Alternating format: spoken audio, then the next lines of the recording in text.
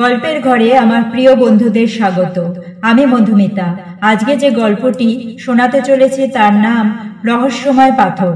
গল্পটি ভালো লাগলে ভিডিওটিকে লাইক, শেয়ার আর আমার গল্পের ঘর চ্যানেলটিকে অবশ্যই সাবস্ক্রাইব করবেন।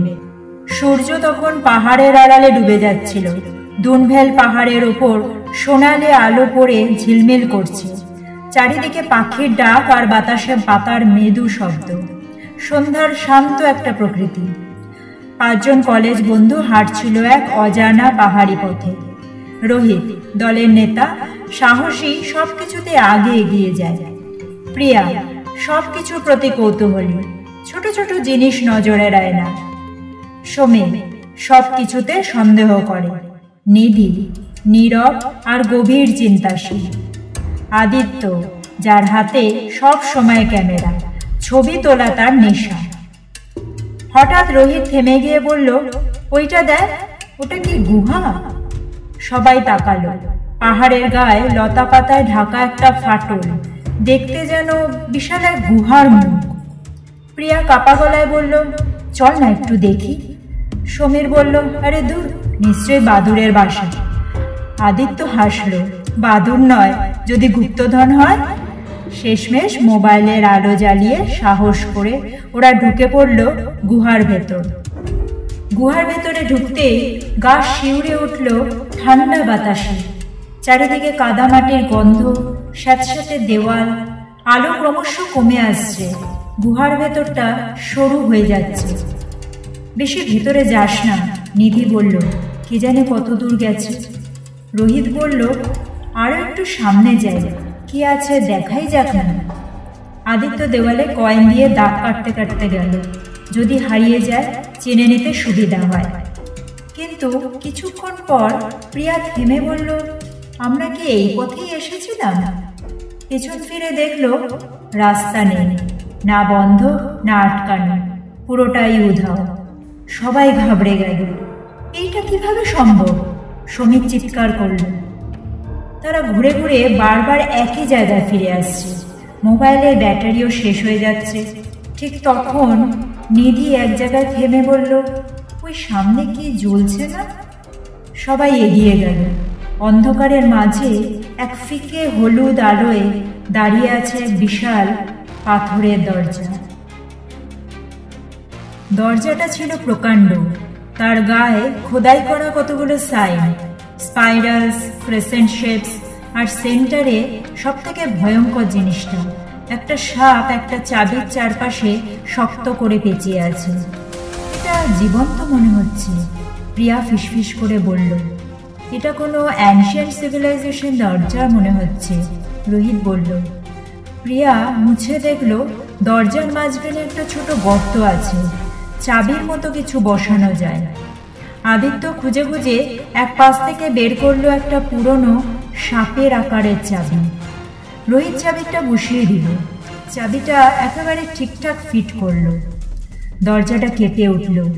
ধীরে ধীরে খুলে গেল সেই বিশাল পাথরের দরজা, আর ভেতর থেকে বেরিয়ে এলো এক অদ্ভুত অলৌকিক আলো। দরজার ভেতরটা কোনো টানেল ছিল না, ছিল বিশাল এক গুহা। মনে হয় যেন কোনো অ্যানশিয়েন্ট রয়্যাল প্যালেস। দেওয়ালে সোনালি রেখা, চারিদিকে ধনরত্ন, পুরনো মুদ্রা, রত্নখচিত মুকুট, সোনার পাত্র আর দানবীয় মূর্তি। মাঝখানে এক পেডেস্টেলের ওপর একটা সিন্দুক, যার মুখে সাপের মতো তালা। সিন্দুক খুলতেই বেরোলো কয়েকটা পুরনো স্ক্রোল আর একটা লাল পাথর, যা নরম আলো ছড়াচ্ছে চারিদিকে। ধীরে কিন্তু গা শিউরে দেওয়া একটা আলো। এটা নিঃসন্দেহে জীবন্ত কিছু, নিধি বলল। আমরা কি এটা নিয়ে যাব? প্রিয়া জিজ্ঞাসা করল। সবার মুখে নীরবতা। শেষমেশ সমীর বলল, হয়তো পাথরটাই আমাদের বাইরে যাওয়ার চাবি, কিন্তু এর মূল্য হয়তো দিতে হবে। তারা 3টে স্ক্রোল আর লাল পাথরটা ব্যাগে ভরে ফেলল, কিন্তু পেছন থেকে সেই দরজাটা নজর রাখতে থাকলো তাদের ওপর। ধনভাণ্ডারের এক পাশে একটা সরু পথ। নিধি খেয়াল করলো একটা সবুজ মশ ঢাকা গেট। তার ভেতর দিয়ে গেলেই দেখা গেল ফাঁকফোকর দিয়ে ঢুকে আসছে সূর্যের আলো। ওরা ধীরে ধীরে এগোলো। শেষে বেরিয়ে এলো দুই পাথরের ফাঁক দিয়ে, যেখান থেকে ওরা ট্রেকিং শুরু করেছিল। হাঁপাতে হাঁপাতে পড়ে গেল ঘাসের ওপর। ফাইনালি তারা বেঁচে ফিরেছে, কিন্তু কেউ জানতো না গুহা তাদের ছেড়ে দেয়নি। ক্যাম্পে ফিরে ওরা দেখলো পাথরটা কাগজ মোড়া অবস্থাতেই আলো ছড়াচ্ছিল, হৃদস্পন্দনের মতো। প্রিয়ার আঙ্কেল স্ক্রোল দেখে বললেন, এই পাথর নাগমণি। ওরা বিশ্বাস করত এটি জীবন্ত। কেউ যদি লোভ করে এটিকে জাগায় তাহলে তার বিচার হয়।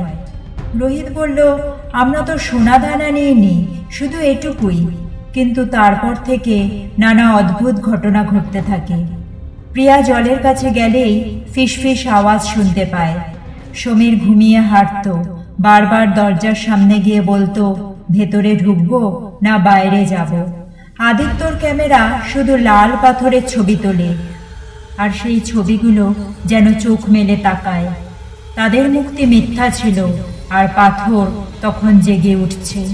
একদিন ভোর 4:11 একটা ফোন এলো, সমীর মারা গেছে। সে বিল্ডিংয়ের ছাদ থেকে লাফ দিয়েছে। তার ঘরের ফ্লোরে আঁকা এক স্পাইরাল সাইন, আর হাতের তালুতে লেখা ছিল, দ্য ডোর নেভার ক্লোজড। শোকগ্রস্ত বন্ধুরা আবার একত্রিত হলো। আদিত্য বলল, আমি এক দরজার স্বপ্ন দেখেছি, সামনের দরজা ঠেলে কেউ ঢুকতে চাইছে। রোহিত বের করলো লক করা একটা মেটাল বক্স। পাথরটা এখানেই, সে বলল, পুড়িয়ে দি চল। আদিত্য বলল। নিধি বলল, আমি আগেই চেষ্টা করেছি, ফেলে এসেছিলাম মন্দিরে। পরের দিন দেখি আবার আমার বিছানার ওপর পড়ে আছে, গরম ছিল। আর তখন বাক্সের ভেতর থেকে স্পন্দন শোনা গেল। আদিত্য হঠাৎ চুপচাপ হয়ে গেল, আর কিছুদিন পর সে নিখোঁজ হয়। জিপিএস ট্র্যাকার বলল সে পাহাড়ে গিয়েছে। সেখানে গিয়ে ওরা আদিত্যর বডি পেল। ক্যামেরার মধ্যে ছিল প্রচুর ফটো, সবই লাল পাথরের। শেষ ছবিটা আদিত্যর নিজের মুখ, ভয়ে বিকৃত, যেন কেউ তার ছবিটা তুলেছে। আর গুহার সামনে আবার দেখা গেল দরজার ছায়া। রোহিত বলল, আমাদের আবার গুহায় যেতে হবে। নিধি বলল, এবার হয়তো কেউই ফিরতে পারবো না। তবু প্রিয়া, নিধি আর রোহিত পাহাড়ে গেল, কিন্তু গুহার কোনো চিহ্ন নেই। তখন প্রিয়া সামনে এগিয়ে গিয়ে বলল, খুলে যাও। পাথর ফেটে গেল, গুহা আবার মুখ খুলল। গুহার সেই ঘর, কিন্তু এবার আর সিন্দুকটা নেই, শুধু একটা ভাসমান আগুনের চোখ, যার মাঝখানে লাল আগুন, চারপাশে রূপলি ঝলক। তোমরা ফিরে এসেছো, ভেতর থেকে একটা ভয়েস ইকো হলো। তোমরা নিয়েছো, এখন তোমাদের দিতে হবে, ভারসাম্য ফিরিয়ে আনতে হবে। দেওয়ালে ফুটে উঠল নানা ছবি, সমীরের ছাদে দাঁড়ানো ছবি, আদিত্যর ভয়াবহ মুখ, আর অজস্র অন্য মুখ, চোখে লাল আলো। রোহিত বলল, আমাকে নিয়ে যাও। আগুন তার বুকে ঢুকে গেল, না রক্ত না চিৎকার, শুধু আলো। রোহিত পড়ে গেল, সে জীবিত কিন্তু নীরব। লাল পাথর পড়ে গেল মাটিতে, ভেঙে ডাস্ট হয়ে গেল। গুহা ভেঙে পড়তে লাগলো। ওরা রোহিতকে কোনো ক্রমে টেনে নিয়ে বেরিয়ে এলো। এইবার চিরতরে দরজা বন্ধ হয়ে গেল। রোহিত বেঁচে আছে, কিন্তু ভেতরে শূন্য। সে কথা বলে না, দেখে না, কাউকে চিনতে পারে না। শুধু মাঝে মাঝে রাতে অজানা ভাষায় ফিসফিস করে। 1 বছর পর প্রিয়া শহর ছেড়ে চলে যায়, কিন্তু নিধি থামে না। সে সব শিখতে থাকে, প্রাচীন ভাষা, লুপ্ত গোষ্ঠী, পাহাড়ের রহস্য। এক ঝড়ের রাতে সে দরজার সামনে পায় এক বাক্স। ভেতরে ছিল একটা লাল পাথর, আবার আলো দিচ্ছে। আর একটা চিরকুট, ভারসাম্য চিরকাল থাকে না, একদিন দরজা আবার খুলবে। নিধি মুখ তুলে আয়নায় তাকালো, আর সেখানে আয়নার ভেতরে একটা দরজা দেখা গেল। হঠাৎ করেই লাল পাথরটা শূন্যে ভেসে উঠল, কিন্তু ওটা তো আগেই ভেঙে গিয়েছিল, তাই না? তাহলে এটা আবার এলো কোথা থেকে? আর নিধি কেন হঠাৎ ওইভাবে পাগলের মতো হাসতে লাগলো? এই পাথরের আসল রহস্যটা কি? এইসব প্রশ্নের উত্তর পেতে মিস করবেন না রহস্যময় পাথর গল্পের দ্বিতীয় ও শেষ পর্ব, যা আসছে পরের মাসে শুধুমাত্র গল্পের ঘর দ্য হাউস অব স্টোরিজে। দ্বিতীয় পর্বে থাকবে আরও রহস্য, আরও রোমাঞ্চ আর এমন এক পরিণতি যা সবাইকে চমকে দেবে। এখনই চ্যানেলটি সাবস্ক্রাইব করুন আর বেল আইকনটা প্রেস করবেন নোটিফিকেশনের জন্য। ভিডিওটি দেখার জন্য ধন্যবাদ।